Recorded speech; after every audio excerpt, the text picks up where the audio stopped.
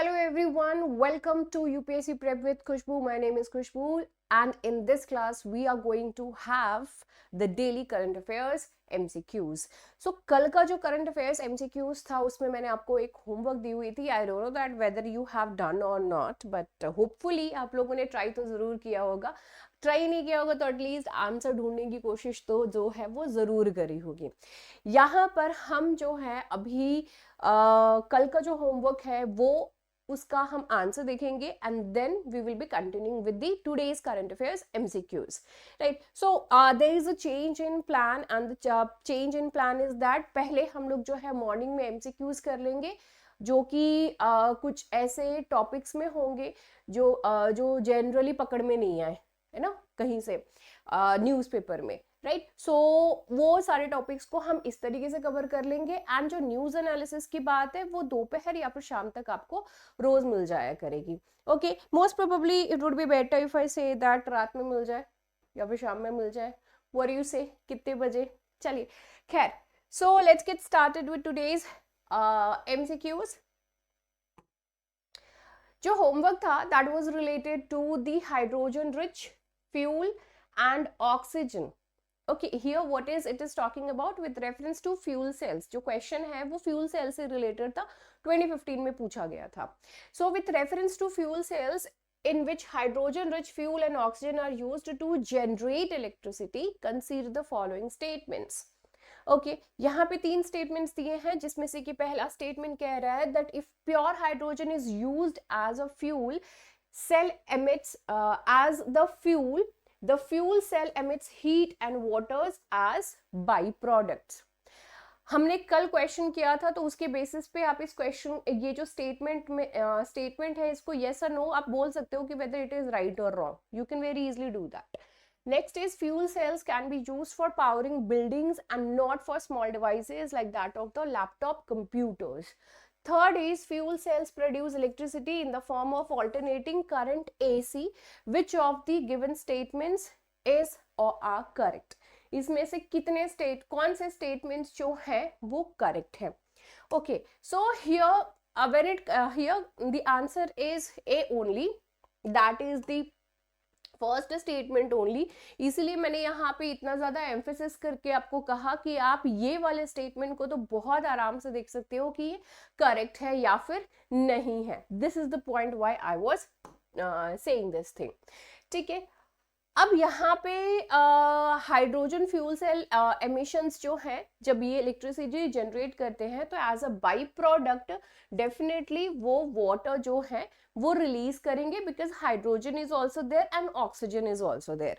Right, दोनों ही है वहां पे. इसलिए हाइड्रोजन पावर्ड व्हीकल्स की अगर हम बात करें तो यहाँ पे जो पोटेंशियल है फ्यूल सेल्स का ये बहुत ही एक्सटेंडेड है. It's really very good where hydrogen can replace the conventional petroleum fuels. This can basically replace, completely replace कर सकता है जो ये कन्वेंशनल फ्यूल्स होते हैं. कन्वेंशनल फ्यूल्स मतलब कि फॉसिल फ्यूल्स के बारे में यहाँ पर बोल रहा है. मिसकंसेप्शंस क्या है? Fuel cells are not limited to the portable devices. ये लिमिटेड नहीं है पोर्टेबल डिवाइसेस से. They have the capacity to power various devices from laptops and cell phones to hearing aids. So इसी वजह से यहाँ पर जो है सेकंड स्टेटमेंट हमारा गलत हो गया था. ओके, चलिए, and here you can see the complete thing कि किस तरीके से पूरा का पूरा जो है ये काम करता है. This is really very good image. आप यहाँ पे देख सकते हो कि ये किस तरीके से हाइड्रोजन जो है वो रिएक्ट करके जो है वो वाटर भी रिलीज करता है and this is the renewable energy also. ठीक है, H2O वाटर भी रिलीज कर रहा है एंड ये hydrogen oxygen everything is available in the plenty of amount in the atmosphere itself. So obvious सी बात है, तो इस वजह से इसका ये रिन्यूएबल एनर्जी के तौर पे आप इसको देख सकते हो. Okay, energy efficiency of hydrogen fuel cells. Energy efficiency की बात करें तो अगर आप कंपेयर करें इसको जो ट्रेडिशनल कंबशन टेक्नोलॉजीज हैं इससे कहीं ज्यादा बेटर ये वर्क करता है. Electricity generation, fuel cells produce electricity in the form of direct current. Okay, fuel cells जो है वो डायरेक्ट करंट के तौर पे यहाँ पर ये रिलीज करते हैं. तो ये थोड़ा सा एक मैटर ऑफ कंसर्न जरूर है. अगला सवाल है consider the following statements with reference to the Asian Buddhist conference for peace. Asian Buddhist conference for peace, पहला इसमें स्टेटमेंट कह रहा है the movement comprises willing participants of Buddhism, including both monastic, that is the monks, and by members engaging in voluntary activities. Second statement कहता है that its headquartered office is located in the Kathmandu, Nepal. So इसमें से कौन से statements जो है यहाँ पर करेक्ट है? पहले तो देख लेते हैं कि ये न्यूज में क्यों है। तो वाइस प्रेसिडेंट जो है जगदीप ढांकर जी, उन्होंने ये इनॉग्रेट किया है 12th general assembly of the Asian Buddhist conference for that of the peace. Okay, इन्होंने हाल फिलहाल में इसको लॉन्च किया है। अब यहाँ पे आते हैं कि हमारा आंसर कौन सा करेक्ट था, तो only one statement is correct over here. So ये एस्टैब्लिश किया गया था 1970 में मंगोलिया में। ओके, उलान बातर जो कि मंगोलिया में है, वहां पे इसकी शुरुआत करी गई थी, वहीं पे इसको एस्टैब्लिश किया गया था। वॉलंटरी मूवमेंट है जहां पे कि मोनास्टिक और जो ले मेंबर्स हैं वो भी यहाँ पर इसको ज्वाइन कर सकते हैं। तो इट्स यहाँ पे आप देख सकते हो कि अब इनॉग्रेशन ही आप देख लीजिए, तो जो इनॉग्रेशन हो रहा है कोई वो बुद्धिस्ट तो है नहीं, right, but here you can see the monk also, right. तो इसी इमेज से you can remember this thing.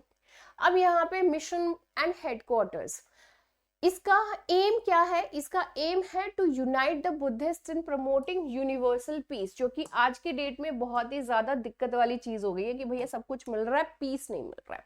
Okay, तो यूनिवर्सल पीस को प्रमोट करने के लिए यहाँ पर ये चीज को जो है लेकर के आया गया। साथ ही साथ harmony and cooperation in Asia में कोऑपरेशन के लिए भी, क्योंकि अब बुद्धिज्म की बात करें तो ये फला फुला कहाँ से, ये निकला भारत से ही, और एशिया में इसकी अच्छी खासी प्रेजेंस है। डिफरेंट फॉर्म्स ऑफ बुद्धिज्म होते हैं।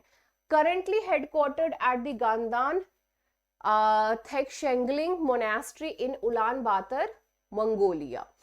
जो the president of ABCP is the supreme head of Mongolian Buddhist. जो मंगोलियन बुद्धिस्ट के सुप्रीम हेड होते हैं वही यहाँ पर जो है वो प्रेसिडेंट होते हैं इस पर्टिकुलर पीस कॉन्फ्रेंस के। ऑब्जेक्टिव्स क्या है? Disseminate and implement the teachings of Lord Buddha.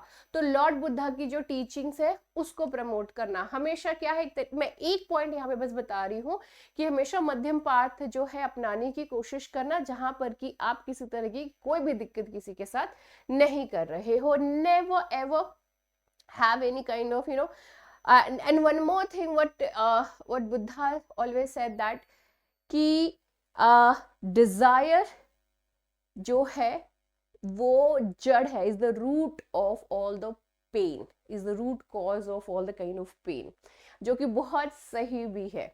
खैर, foster universal peace, harmony and cooperation in Asia, enhance economic and social progress while promoting justice and human dignity, spread Buddhist culture, tradition and heritage as well.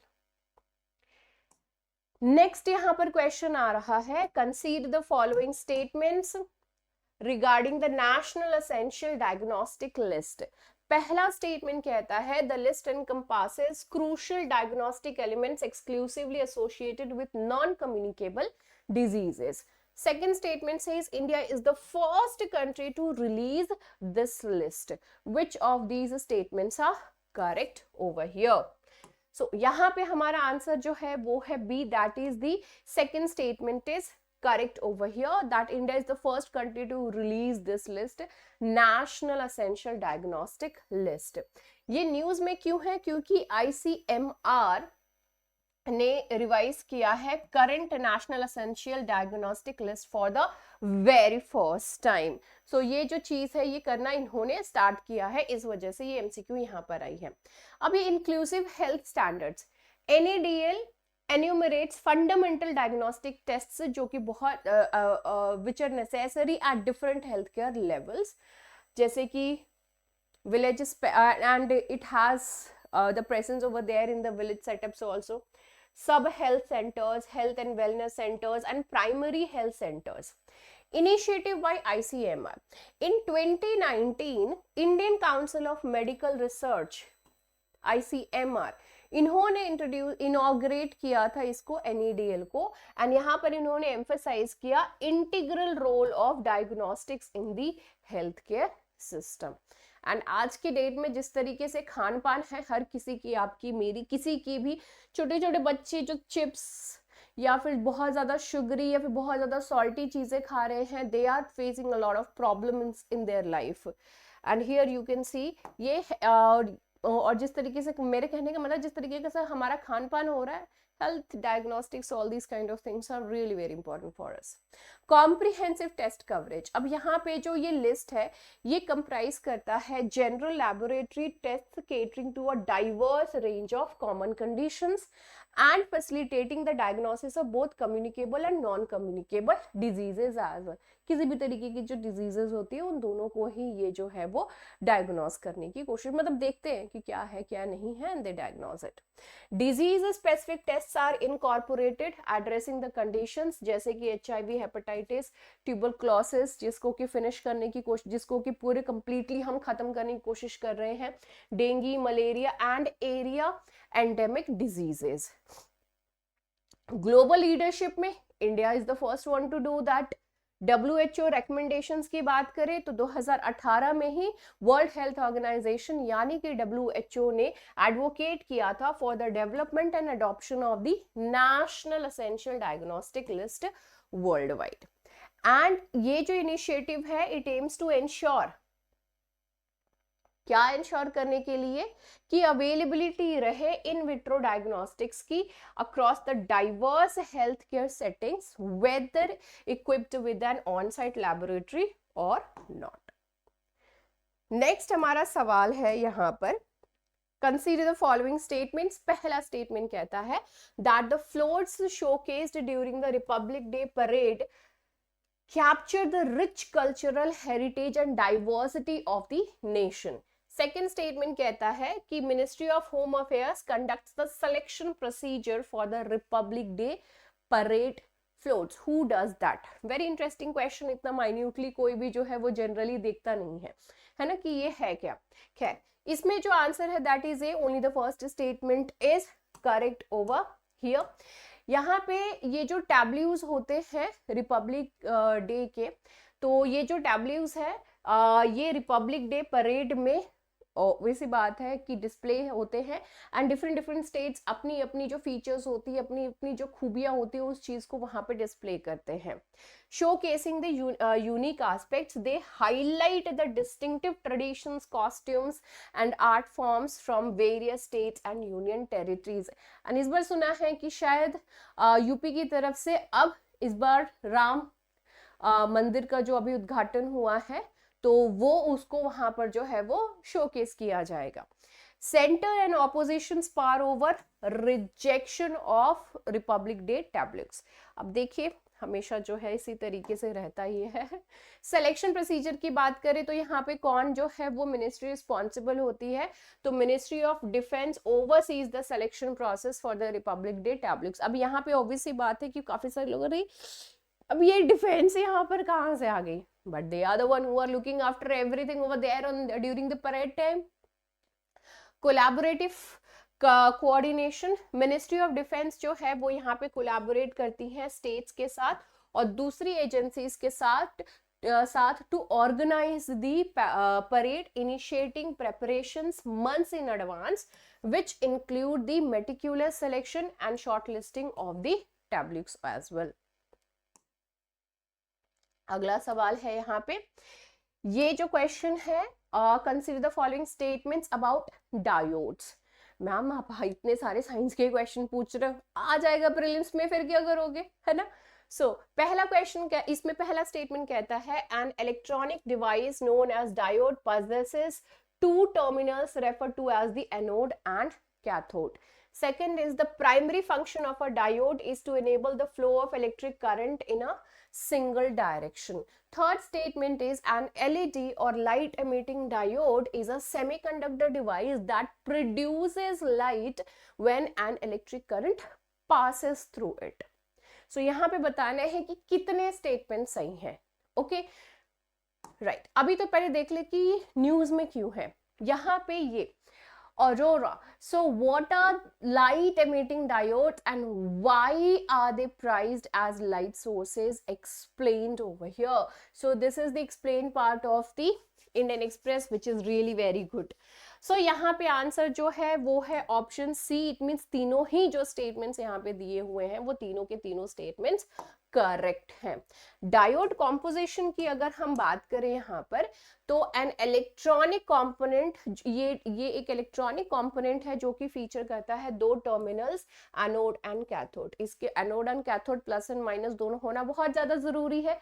आप लोगों ने जब छोटे होंगे, हम लोग जब 3rd 4th क्लास में थे, आई गेस 4th क्लास में थे ये, तो उस टाइम हमारे टीचर्स हमको एक्सपेरिमेंट कराते थे ना. एक छोटी सी बैटरी ले लो, एक जो है वो आगे की तरफ अटैच करो और एक वायर जो पीछे की तरफ अटैच करो, उसमें बल्ब लगा लो तो लाइट एमिट होती थी. We used to be so happy. Just like that plus and minus का ही तो सीन है यहाँ पर. तो दोनों होना बहुत ज्यादा जरूरी है in order to happen something. So this is there. Unidirectional current flow designed to facilitate the flow of electric current in a single direction. In a single direction ही इस तरीके से इसको डिजाइन किया गया कि सिंगल डायरेक्शन में ही जो है ये फ्लो करे. एलईडी फंक्शनैलिटी में a semiconductor device emitting light upon the passage of the electric current. Now color variety में अगर हम देखें तो it produces all primary colors, जैसे कि रेड हो गया, ग्रीन हो गया एंड ब्लू. ये तीनों ही प्राइमरी कलर्स हैं. इन तीनों कलर्स को डिफरेंट प्रोपोर्शन में मिक्स करके आप बाकी जितनी भी कलर्स हैं इस पूरी दुनिया की वो बना सकते हैं. इतना बेसिक तो हर किसी को पता होगा. Different LEDs can be combined on a display board to create a diverse range of colors by using these. Okay, now let's move on to the last question. ये आपका जो है all over again homework होने वाला है. ठीक है, एक क्वेश्चन हमेशा आप लोगों के लिए होमवर्क रहेगा. यहाँ पे जो 5वां सवाल है ये कह रहा है consider the following statements regarding E Sakshi application. पहला स्टेटमेंट कहता है that launched by the Ministry of Personal Public Grievance and Pensions.